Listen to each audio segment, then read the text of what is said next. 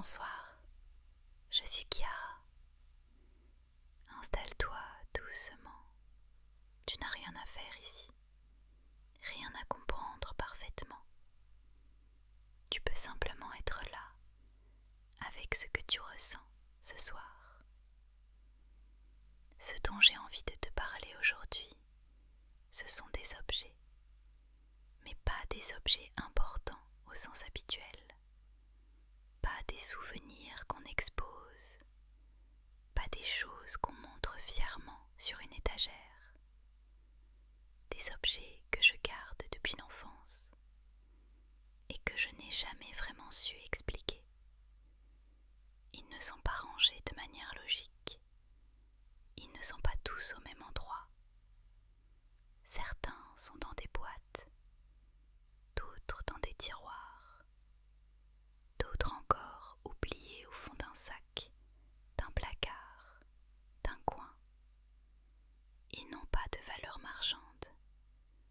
Ils ne racontent pas une belle histoire claire. Et pourtant, ils sont toujours là. Le premier objet auquel je pense, c'est une peluche. Pas la plus jolie, pas la plus douce. Une peluche un peu aplatie. Le tissu est râpé à certains endroits. Elle a perdu sa couleur d'origine, comme si le temps avait doucement effacé quelque chose. Je ne dors plus avec. Je ne la prends pas dans mes bras tous les soirs. Parfois, je ne la touche pas pendant des mois. Mais je sais exactement où elle est. Et si un jour elle n'était plus là, je le sentirais immédiatement. Cette peluche ne représente pas un souvenir précis, pas une scène, pas un moment net. Elle représente une sensation, celle d'avoir été petite, celle d'avoir eu le droit d'être fragile, celle d'avoir eu quelque chose à serrer quand le monde était trop grand. Je crois que je ne garde pas cette peluche pour me souvenir d'un événement, mais pour me souvenir d'un état où je pouvais me taire, où je pouvais pleurer sans expliquer, où je pouvais être là, simplement. Il y a aussi des objets minuscules, des choses que personne ne remarquerait. Un petit caillou, lisse, un peu chaud au toucher quand je le prends dans la main. Je ne sais même plus exactement d'où il vient. Peut-être une promenade, peut-être un jour banal. Mais quand je le touche, mon corps se détend légèrement. Je crois que je l'ai gardé parce que ce jour-là, je me sentais en sécurité. Et mon corps, lui, n'a jamais oublié. Il y a aussi une vieille boîte en métal, un peu cabossée. À l'intérieur, il y a un mélange étrange, un bracelet cassé, un bouton, un papier plié plusieurs fois avec une écriture d'enfant. Quand j'ouvre cette boîte, je ne ressens pas de nostalgie forte, pas de tristesse non plus. C'est plutôt une reconnaissance silencieuse, comme si je me disais intérieurement « Ah oui, tu as été là aussi ». Ces objets ne racontent pas une belle histoire, ils racontent une continuité. Ils disent « Tu n'es pas apparue comme ça, d'un coup. Tu t'es construite lentement, avec des moments simples, des moments flous, des moments où tu ne savais pas. » Il y a aussi des carnets, pas des journaux intimes organisés, pas des pages bien écrites, des carnets commencés, puis laissés, des phrases arrêtées au milieu, des pages page entière blanche. Parfois, il n'y a qu'un mot, écrit trop gros ou trop petit. Quand je les relis, je ne comprends pas toujours ce que je voulais dire, mais je reconnais l'élan, le besoin de déposer quelque chose sans savoir encore quoi. Ces carnets me rappellent que j'ai toujours eu besoin d'un espace où je n'avais pas besoin d'être claire, où je pouvais être confuse, incomplète, humaine. Il y a aussi des vêtements, un pull beaucoup trop grand, un t-shirt usé, un pyjama qui ne ressemble à rien. Je ne les porte plus vraiment, mais je ne les jette pas, parce qu'ils ont été des refuges, des vêtements dans lesquels je pouvais disparaître un peu, me cacher sans m'effacer, me sentir contenue.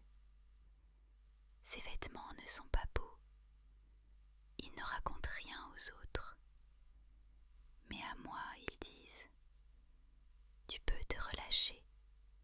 Pendant longtemps, je me suis jugée pour tout ça.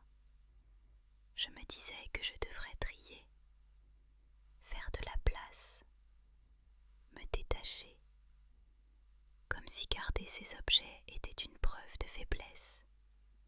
Aujourd'hui, je crois l'inverse. Je crois que ces objets sont la preuve que quelque chose a tenu, qu'il y a eu de la douceur quelque part, même minuscule, même imparfaite. Ils ne m'empêchent pas d'avancer, ils m'empêchent de m'oublier. Ils me rappellent que j'ai déjà traversé des choses, que j'ai déjà ressenti fort, que j'ai déjà survécu à des moments flous et que je suis encore là. Il y a une chose importante que j'ai comprise avec le temps. Je ne garde pas ces objets pour rester dans le passé. Je les garde pour rester entières.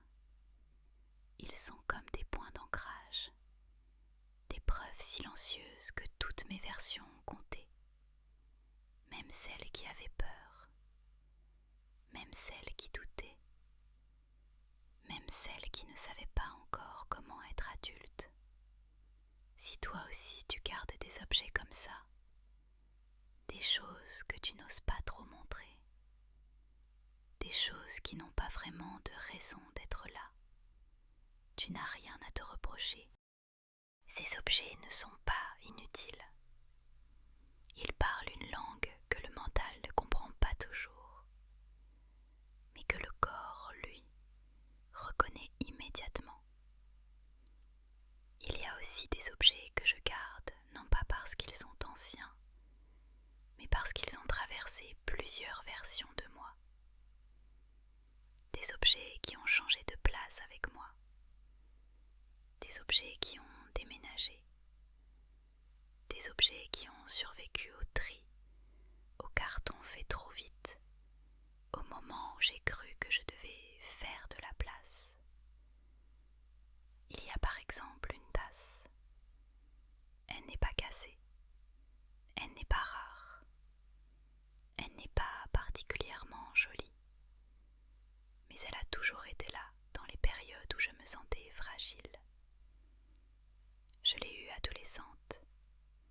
Je l'ai emportée quand j'ai quitté un endroit important pour moi.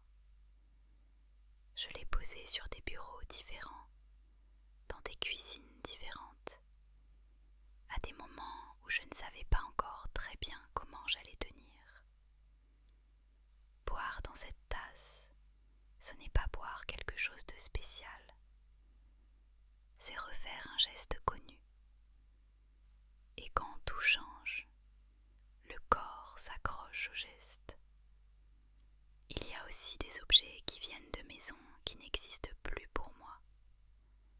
Pas des maisons détruites, des maisons quittées, des lieux où j'ai vécu, des lieux où j'ai appris à être seule, des lieux où j'ai appris à écouter le silence. ce sont des clés qui n'ouvrent plus rien. Parfois, ce sont des petits meubles, un tiroir, une poignée, un cadre sans photo. Je les garde parce qu'ils me rappellent que j'ai déjà recréé un chez moi, même quand je me sentais perdue, même quand je ne savais pas si ça allait durer. Ces objets-là disent quelque chose de très important à mon corps. Tu sais t'installer, tu sais créer un refuge, tu l'as déjà fait. Il y a aussi des objets qui sentent quelque chose, une odeur précise, un vieux tissu, un carnet jauni, un objet en bois. Quand je les touche, je ne pense pas, je ressens. Et souvent, ce que je ressens, c'est un calme ancien. Un calme qui existait avant que je me pose trop de questions, avant que je me demande si j'étais à la hauteur, avant que je me compare. Ces odeurs sont comme des raccourcis. Elles ramènent mon corps à un état où il savait se poser sans justification. Il y a aussi des objets qui n'ont jamais été terminés. Un puzzle incomplet, un dessin abandonné, un projet d'enfant laissé en suspens. Pendant longtemps, je pensais que c'était des échecs. Aujourd'hui, je comprends autre chose. Il me rappelle que je n'ai jamais eu besoin de finir pour exister, que le processus comptait autant que le résultat, que le plaisir d'essayer était déjà suffisant. Il y a un objet en particulier que je n'ai jamais réussi à jeter. Un petit papier plié. Dessus, il y a une phrase maladroite. Une phrase que j'avais écrite très jeune. Ce n'est pas une phrase inspirante. Ce n'est pas une promesse. C'est juste une tentative de me rassurer. Quand je la relis aujourd'hui, je ne souris pas. Je ressens une immense tendresse.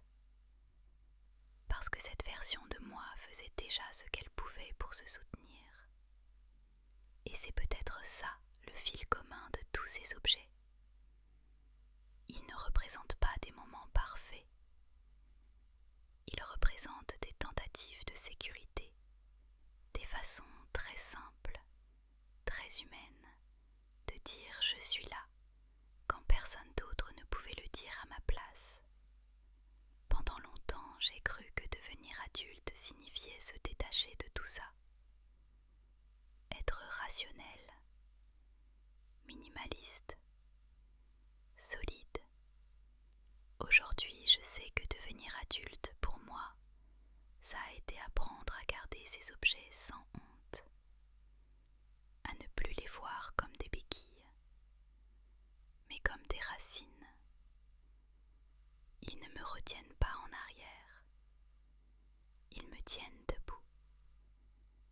Ils me rappellent que je ne suis pas fragile par hasard, que ma sensibilité a une histoire, qu'elle s'est construite avec des appuis, même discrets. Et quand je traverse une période difficile, quand je doute, quand je me sens un peu décalée dans le monde adulte, je n'ai pas besoin de grandes réponses. Parfois, il me suffit de retrouver un de ces objets, de le toucher, de le regarder, et mon corps se souvient. Il se souvient qu'il a déjà été protégé, qu'il a déjà été rassuré, qu'il n'a pas toujours été seul. Si toi aussi tu gardes des objets depuis l'enfance, des choses que tu ne montres pas, des choses que tu n'expliques pas, tu n'es pas en retard, tu n'es pas accroché au passé, tu es simplement quelqu'un qui respecte ce qu'il a aidé à tenir. Tu n'as rien à prouver en jetant ce qui t'a soutenu. Tu n'as rien à gagner à effacer tes racines. Ces objets ne demandent rien. Ils n'attendent rien de toi. Ils sont juste là, comme des témoins silencieux. Et parfois, c'est exactement ce dont on a besoin. Je vais te laisser doucement maintenant. Tu peux rester avec ces images.